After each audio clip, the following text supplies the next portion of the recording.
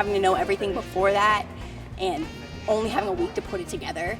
I mean, I love the challenge, but it's always hard because, I mean, there's people who are like, who can work more fast-paced, but then there's things like choreography where you need to take more time on.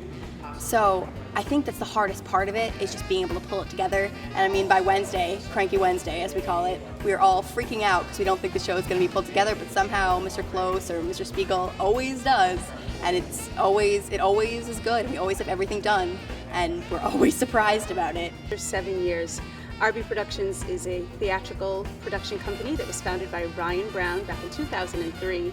And I've been fortunate enough to be a part of this program for several years. In 2004, we started the summer camp program and started with about 6 camps, ranging from ages for kids, ages to 5, all the way up to 18, showing many different aspects of theater, from technical camps to just choreography camps to just acting camps or musical theater camps. The kids could kind of pick and choose and see where their favorite part or what they hadn't known about theater yet. It's Downtown Market Days in Concord. It's the Freese Brothers Big Band. We've played in this venue for a couple of decades probably as part of Market Days.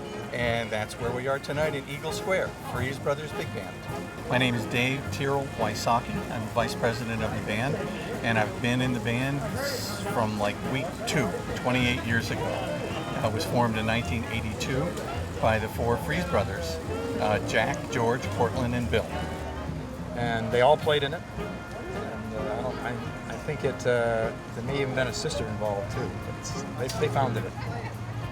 Jack Freese, one of the 4 Freese brothers, was a member of my church. And after church one day when we were having coffee, he caught me in what we call Fellowship Hall behind church and said, "Hey Peter, you play saxophone?" And I said, "Well, I haven't played in a long time." And he said, "Well, I want you to play in my band."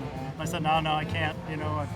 I haven't played in a long time, too rusty. And just come to a rehearsal. And so I decided to come to a rehearsal and just watch. And some of the guys were there and said, "Hey Peter, how come you're not playing?" And I said, "Well, I don't have my sax with me." And Jack says, "I got one," And Jack Freese tricked me to come to the first rehearsal and had a sax in the wings for me to play.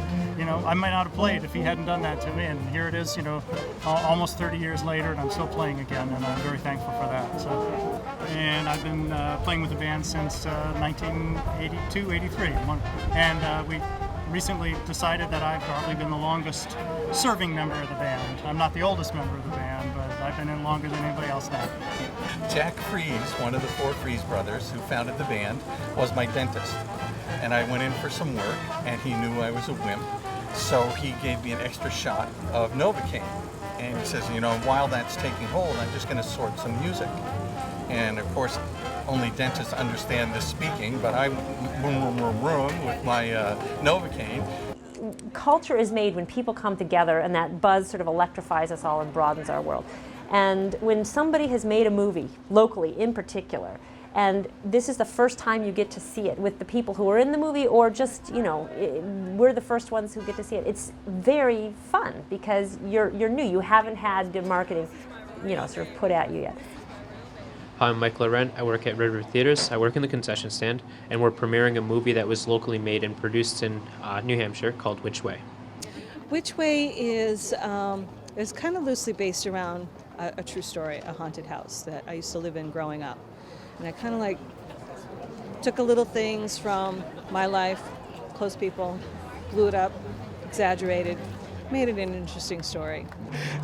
Basically, the movie's based on a group of eclectic college students who find a cursed estate due to a girl named Danielle that they go to school with, and then they go there and a bunch of crazy stuff starts happening. It's just a big red carpet premiere. We're just celebrating the film. It's going to be out in select theaters coming this fall. We're kind of giving everyone a little taste of what's to come. Oh, this is a wonderful place. I mean, I was so surprised when I first came here to see, a small indie film that wasn't out in big theaters, and it was just so welcoming.